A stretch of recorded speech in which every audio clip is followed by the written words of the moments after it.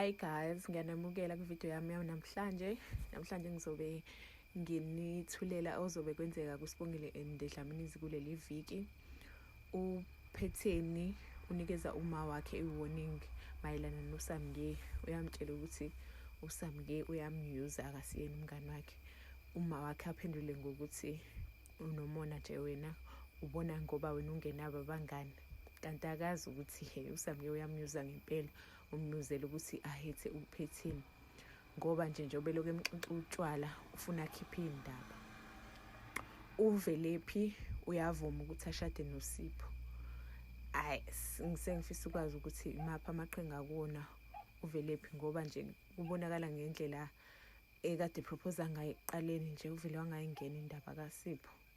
Wakhombisa nje ukuthi akayimisele ngakho, sobona-ke lesi sonto ukuthi yini emshintsha umqondo. uSibongile benoKwenzo baspende ubusuku ndawonye la khona uSibongile buza ukwenza ukuthi akumphathi kabi yini ukuthi usayitshitshi. Wathi nje uKwenzo nothina kancane la esemtshela khona ukuthi uyamthanda kangakanani. Kubonakala engathi uSibongile kuzogcine enikezile uKwenzo ubutshitshi bakhe emva kobusuku lobo ababuchithile ndawonye. And ngibona engazuthi uSibongile uthuswe ukuba khona kukaThabile empilweni kaKwenzo. uSamke ubeke esehambisa indaba kuNjengaye la efuna ukuxabanisa khona uPhetheni benoNjengaye. Uyamtshela ukuthi uPhetheni uke wamchithela.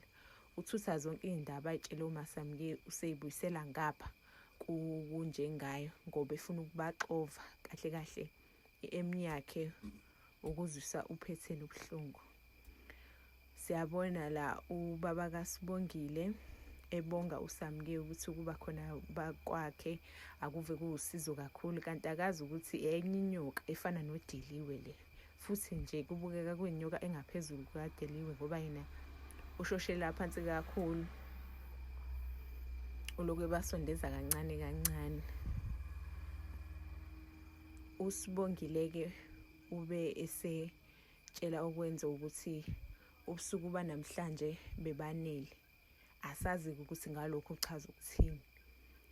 Ingabe useyimisele yini ukuthi athathe relationship yakhe noKwenzo ayise kwi-step esilandelayo?